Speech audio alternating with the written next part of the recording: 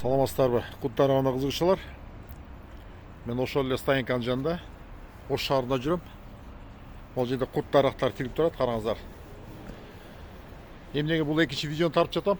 Бул жерде Павловнияны кандай өскөн билбейт да, мунун хозяиндеричи. Бул жакшы тез чоңоет.